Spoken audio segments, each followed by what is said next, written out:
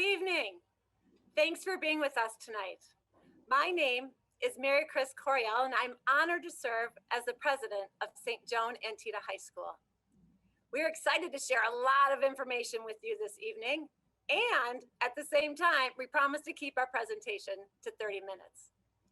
Before we begin, I'd like to offer some tips in case you are not a frequent Zoom user, so that you can see and hear our presentation without any glitches. One thing to note, in case you do have technical challenges or trouble connecting, you can have peace and confidence in knowing that tonight's meeting is being recorded. We'll be sending out a link tomorrow, and you'll be able to watch this program in its entirety. Now, for a couple of Zoom tips. All participants have been muted except for the panelists. If you're having connectivity issues, try and turn off your video screen to save bandwidth. This may help. So there's a little icon at the bottom of your screen where it says stop video. Just click on that. So regarding our program for tonight, we're going to have a question and answer session at the end of our presentation. On that note, please submit any questions in the chat. These will go to our Zoom moderator, and we'll address them at the end of our program. So to get us started, please welcome Sister Teresa Rozga, the Provincial Superior of the Sisters of Charity of St. Joan Antida High School. Thank you so much, Mary Chris. 222 years ago, St. Joan Antida started our community of religious sisters, and she did two things right away. She opened up a soup kitchen for the school, for the poor, and started a school for young women. Today, we continue to carry on that tradition at St. Joan Antida High School.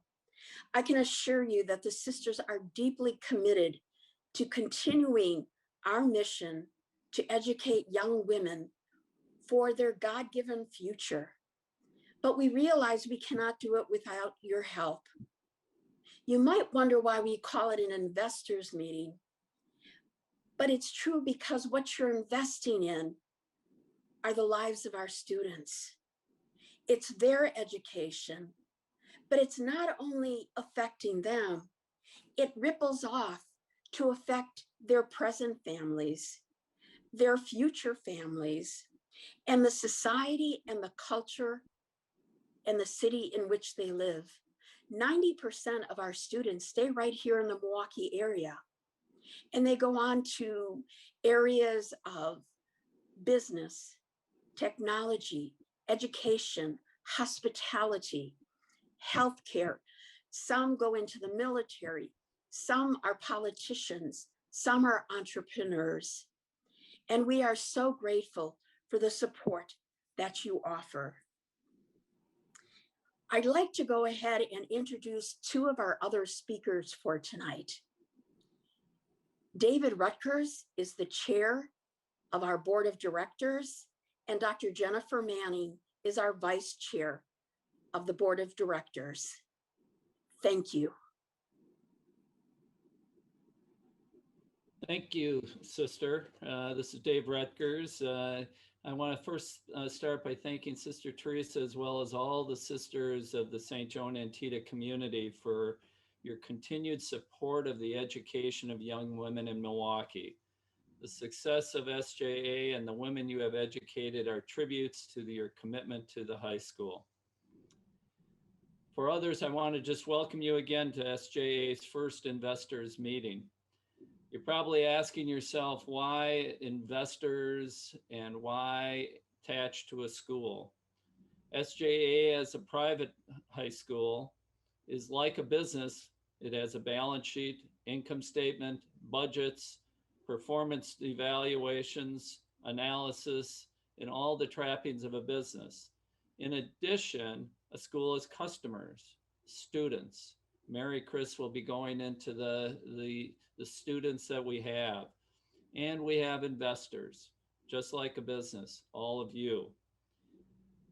Finally, SJA must show a return to that investment. We hope to highlight the return to you as an investor to justify your investment in St. Joan Antida's. Let's just focus initially on you as investors. We respect the time, talent, and treasure that you share with SJA and its students. No matter how or in what capacity, whether it's being a tutor or an engineer working on the Rohr Center, or making contributions no matter what the size, you are investors. We thank you for each and every investment. Your investment in our young women is a direct investment into our community and its future workforce and family leaders. Tonight, you will be hearing a lot of different terms that all refer back to one of the greatest investments of all, an education. We will be sharing a lot of data and facts, but you will also get to meet and hear from one of the students whose life is being changed because of her education here at St. John's. With any business, a lot of thought and a certain level of risk goes into where you decide to allocate your resources. Tonight's investment report will cover the last year, the COVID year, and identify the factors that have put St. John's exactly where it needs to be to do business moving forward. We will share with you the decisions made that have helped St. John's successfully navigate COVID-19, and more importantly, how the school has positioned itself for even greater growth over the next 3 years. For any business, it is critical to know your customer. Before we begin, we want to share more about these young lives you invest in, our students. Mary Chris? Thanks, Dave. So, who is a St. Joan Antida High School student? Let's talk about her. Our students live in Milwaukee. They come from over 23 different zip codes throughout the city and 50 different schools. Think about that reach. We literally draw from all areas of Milwaukee. And to make it possible for our students to attend, we offer free yellow busing for our young women. Over 94% of our students take advantage of this service to take the bus to St. Joan Antida High School. And just as our students receive their education in Milwaukee, our students give back to the local community where they're born and raised. After graduation, as Sister had said, 90% of our students stay right here. So a quick story I'd like to reference happened early in my career at St. John's. I was on a yellow bus on a field trip with our students going to the Sherman Phoenix. As we were traveling there, we went through one of the neighborhoods of our students. And the student started explaining different situations that she often encounters in her neighborhood. So I just naturally asked her what her plans were going to be when she graduated from SJA and where did she want to move to. And she quickly said, without pausing at all, Ms. Coriel, I don't want to go anywhere. I want to stay in my neighborhood and make it better. That was a really powerful moment for me, and it really reinforced the work that we're doing here at St. John's. Students who we serve come from so many different cultures and backgrounds because of where we're drawing from throughout the city of Milwaukee. On that note, 61% of our students are Hispanic and 32% are Black. Based upon from where we draw our students and the diversity in our school population, I like to say that we're a mini Milwaukee. Our students may likely be the first in her college or in her family rather to go to college, which if you think about that is a really powerful statement, to be the first one. Another characteristic of our students is that they come from most of them come from single parent households. Along with the challenges of a one-income household, 100% of our students require financial assistance to attend SJA. Every student's education needs to be funded by the generosity of our donors and funding partners, our investors. We are so grateful for all of you, especially during this most recent school year. Speaking of this year, let's head right into our school operations. COVID-19 has changed how every organization does business, and that could not be further from the truth than for the education sector. In education, I should say closer to the truth than our education sector. In education, we make decisions using the same methods as businesses. We use data from our customers, who are our students and families. we watch the trends in the marketplace, and then we adjust to best serve our students and families, our customers. And just like your organizations, we have been managing change this year. The key in change management is in listening to what our students need, being creative in the solutions we provide, and then being nimble to implement and execute our plans. There's a process that we've used, which many of you may be familiar with, which is plan, do, check, and adjust. We call it Pdca. Let's just say we've done a lot of planning and we've done a lot of doing and checking and adjusting, which of course ties right back into that change management. In fact, when we talk about change as a community here at St. John's, we often say that it feels like we've opened our school 4 times this year already. So let me explain a little bit about what that means as I walk you through some of our decisions. So on your screen, you can see March 2020, Safer at Home. Oh, we all remember that month well. Fortunately, for St. John's, we had spent the prior year investing in Chromebooks for all of our students. Little did we know what was coming our way.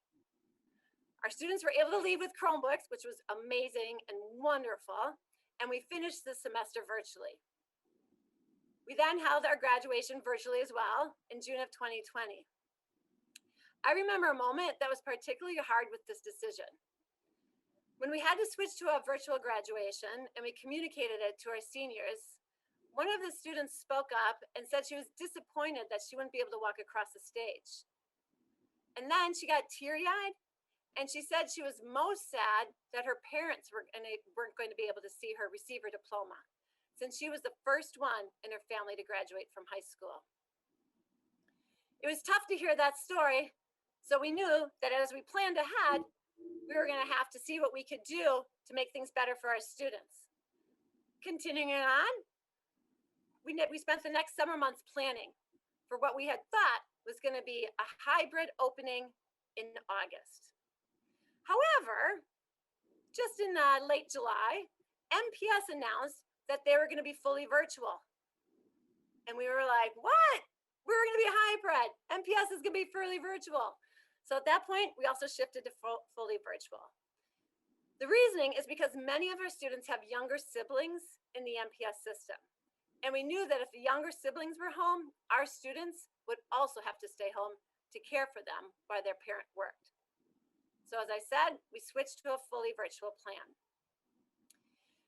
Knowing we'd be opening in a fully virtual setting like we had closed out the prior year, we figured we had to decide what we were going to do differently to make it better for our students. So using data, we did surveys of our students, parents, and faculty, and we made the following changes in 2020. We started later. We made sure that we had a 10 a.m. start. We know how those teenagers like to sleep in. We created shorter screen time, meaning that our classes, we changed them to 45 minutes in length. We made sure there were adequate breaks in between, and then we implemented faculty office hours so that our students could connect personally with our faculty. One of our most important decisions, though, in looking at our heading into virtual was creating a solution to provide the necessary emotional support for our girls. Connection became our theme, and together became our mantra. We started having daily assemblies, and we made Wednesdays our connection days, which meant that we did academics Mondays and Tuesdays and Thursdays and Fridays. On Wednesdays with our connection days, we implemented connection circles, which we ultimately started using on every single day of the week. These are small circles of students and a faculty member, and they could connect virtually at certain times during the day where everyone could really literally connect with each other. Things were going strong, and then we started to notice a change in our data. We noticed our attendance numbers were sliding. The average GPAs were dropping. Some students were doing awesome and others were not doing so well at all. So it was back in November that we decided we needed to come back in person starting the second semester. Knowing we had to start small and slow to ensure that we started strong, we decided to come back on Wednesdays. COVID cases were going down and our plan had been approved by the Milwaukee Department of Health. So we brought our students back. most importantly, we brought them back to do things. They wanted to move around. They didn't want to sit in front of screens. So we brought them back for clubs and our Strength Finders program. It was optional for students to return. And we knew that some students wouldn't be able to make it back, so we planned our bus routes around those who could. We then watched our data go the other way, and it confirmed the benefit of having our students in school. Engagement was increasing. So this caused us to make our next shift in March of 2021. We opened up our school 3 days a week, Tuesdays, Wednesdays, and Thursdays. It's still optional. However, I have to say we did tap a couple of students on the shoulder who we felt needed to come back for one more reason, for a reason more than another. And now, looking ahead to May, we're going to be back in school 5 days a week. Yes, operations are finally moving towards normal, and we are really excited to be ending our school year strong. So now I'm going to hand it over to Dave, who's going to walk you through some of our financials.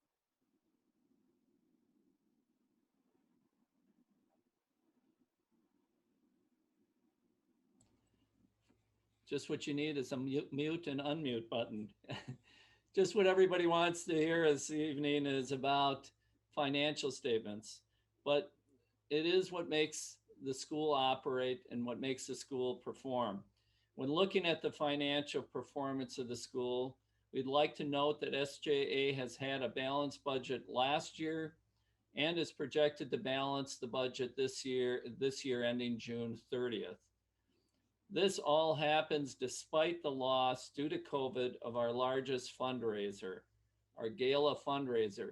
Frankly, I know it as the auction, but I guess it's now been named the gala. So, but yes, you heard that right. SJA balanced the budget last year and is on its way to budget at this and balance it this year.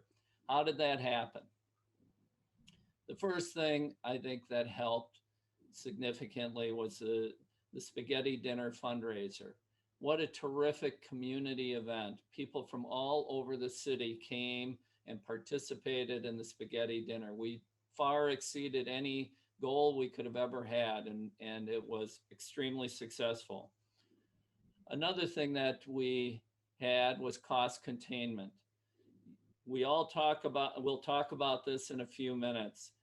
Finally, we also did receive the benefit of 2 PPP loans, which helped cover the gap in revenue lost from the gala. Simply, Mary Chris and the entire team managed the problem, just what good managers do. From the revenue side,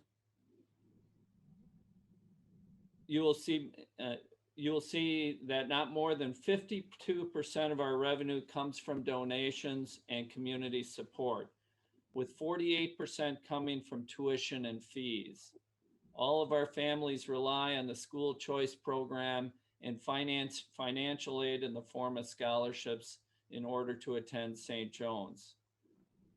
As a result, we have an expense gap of approximately $6,800 per student that must be annually funded. That equates to a little over $1 million. Where does that shortfall come from? Of course, our investors. From the expense side, we had lower operating expenses due to the being virtual during our fall semester.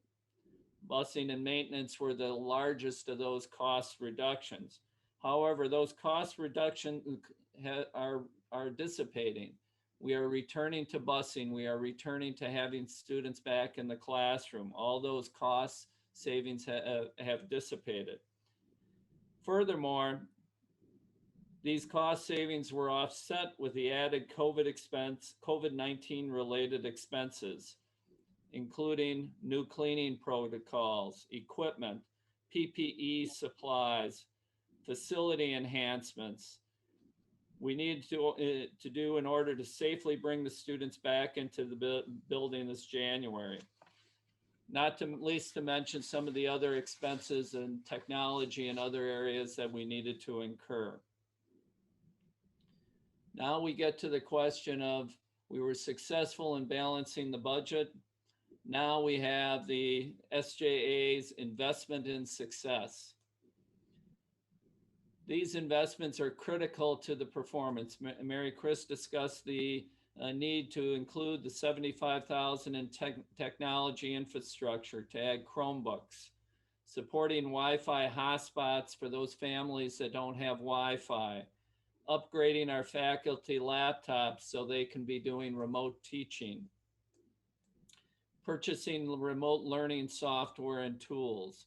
All of those valuable investments in not only this year, but also for the future. We also invested in our faculty.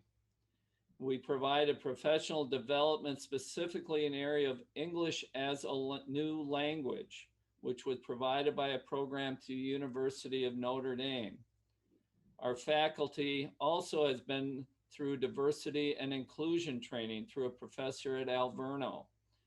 Given the demographics we serve, these are incredibly valuable and important resources for our teachers to ensure our classrooms remain safe places to understand and discuss what is happening in the world. It is also important that we invest in programming for our students. St. John's values teaching our students how to use their voices and making change within their communities. We have supported a diversity project called Milwaukee Roots with Marquette University, a leadership academy in partnership with Mount Mary University. And as Mary Chris discussed before, the Strengths Finder program that allows students to focus on and develop their strengths. These investments will pay great dividends to all of our students going forward. Now let's return to your investment. One of the largest returns on your investment can be seen, whoops, go back one, Megan. Can be seen in the picture. Look at the young ladies, all with pride, respect, anxious and so confident in where they're going. Graduation day. What a great day for all of them, and that's what this is all about. Your investment in this mission is returning impressive results. We have in the Milwaukee community, we have been in the Milwaukee community for over 66 years. Consider we have no debt and balanced budgets. We are here to stay. Over the next great success is over 4 years, the 2020 graduating class will earn more than $2.1 million in scholarships. Yes, $2.1 million, including full ride scholarships to local colleges and universities like Alverno, Mount Mary, and Marquette. And while in class, the support of your school allows for great 12-to-1 student to faculty ratio.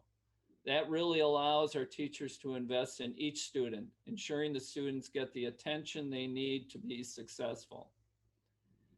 By investing in resources needed to return to in-person learning in September in the second semester, we have seen an increase in attendance, which is also priceless. These are just some of our successes. Speaking of success, I'd like to I'd like you to meet one of this year's seniors, Paola Valez, who will share with you what her experience has been attending her last year of high school during a pandemic. Paola, as I said, is a graduating senior. She has numerous scholarship offers, numerous college acceptances. Paola will be focusing her education in the medical field. She is truly a star of the show. Paola, it's your turn. Hi, everyone. Like you said, my name is Paola Valez, and I'm a senior. And I want to start off by thanking all of you for just being a part of the SJA community. And even though you may not realize that you directly affect me as well as all my other classmates, you do. You make a huge impact. And because of your generosity, I am here where I am today. And I just want to thank you for that. And so to continue with just this. I want to let you know that I'm actually a transfer student. I transferred in my sophomore year of high school, and that decision was really hard for me.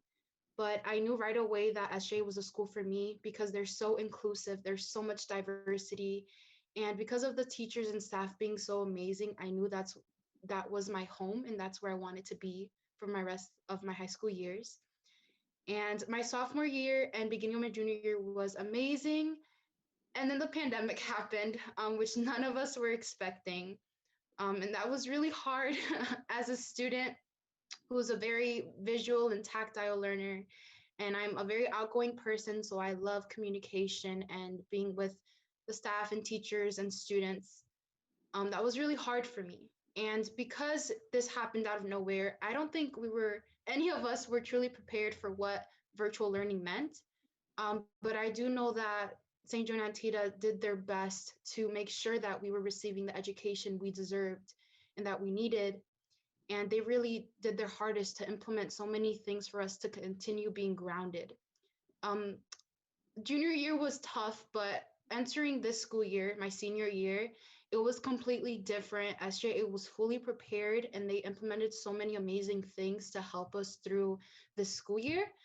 Some of these examples that really helped me personally was our connection circles that we have, that we used to have every Wednesday, and now we have them, on Tuesday, Wednesdays, and Thursdays, where we connect with our advisor and just get to talk and just express ourselves emotionally, because SJA really cares about our total body health, spiritually, emotionally, physically, as well as academically, which I can really feel. And I know that I'm part of their family because they really care about me more than just my education.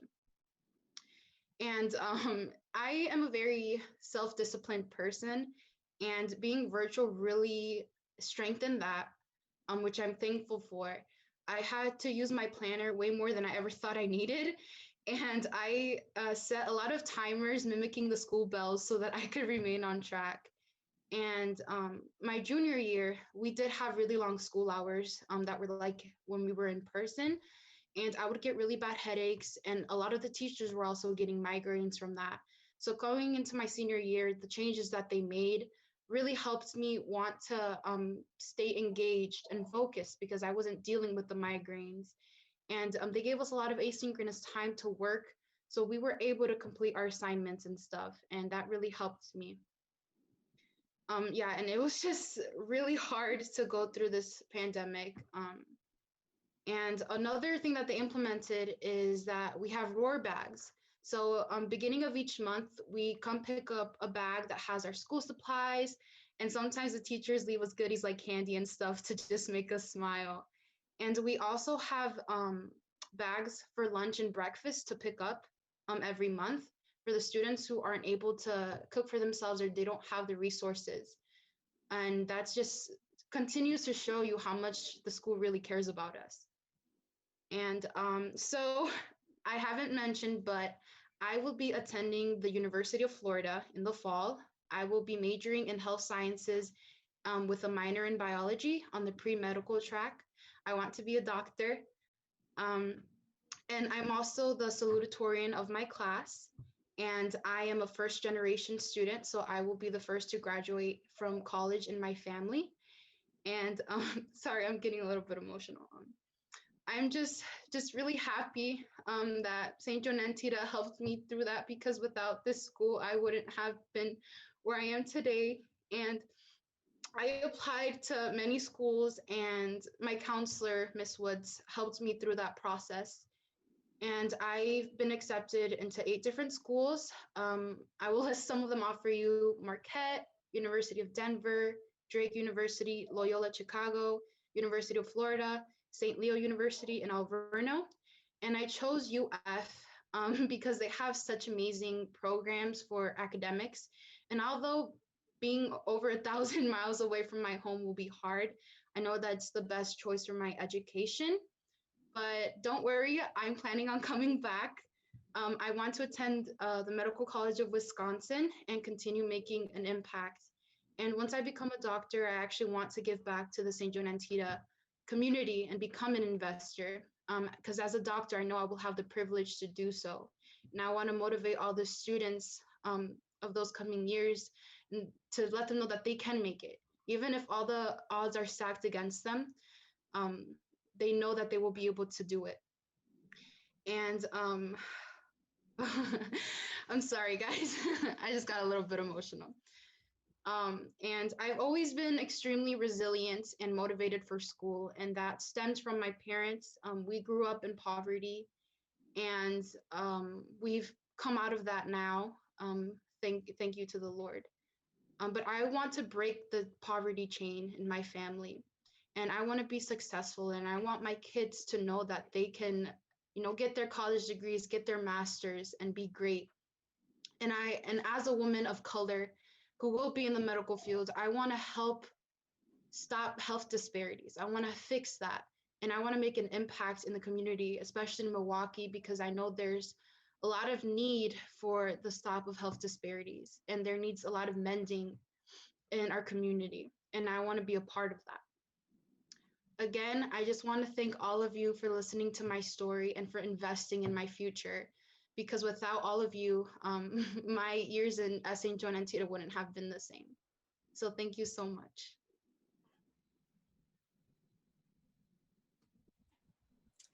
That is a hard act to follow, for sure. It's Paolo, you make me emotional actually hearing your story. But your story is a strong reminder that these are new and exciting times at St. Joan Antida. Again, I'm Jennifer Maney, the vice chair of the board, and I'm so proud to be a part of what is happening at this school right now. So I get to tell you about some exciting things to start to bring us home here, to best support providing pathways to success for our young women in order for them to live purposeful lives. And in order to best meet the needs of the workplace community, we are creating some new and relevant curricular pathways. These pathways include healthcare, business and media, engineering and IT, and will also involve some dual enrollment, some internships, and practicum opportunities. Students will be introduced early on to these foundational fields, and then we'll be able to take more specific classes within each area. It is our deep hope and vision that we will be able to create hands-on experiential opportunities right on site. For example, a health clinic or a media lab. These new pathways will allow us to help our young women, who you heard earlier are likely to stay in Milwaukee, to grow their knowledge and skills and pursue education that supports the career of their choice. Now, this will provide different degrees of success, whether that's a full year ride to a 4-year university, a 2-year associate's degree, a vocational certificate, or a direct to work position where needed in the community. So we've begun a strategic planning and envisioning session to bring all of this to life. The board of directors are actively involved in this process, which will also include former board members, school staff members, and community members, so that we are responsive to the voices and the needs of all stakeholders. Also on the horizon, we will soon begin construction in the coming months on the new Burke Roar Center, Roar standing for Reach Out and Achieve Results. Due to a generous gift from the Burke Foundation, this will be the school's first major capital improvement project in more than 14 years.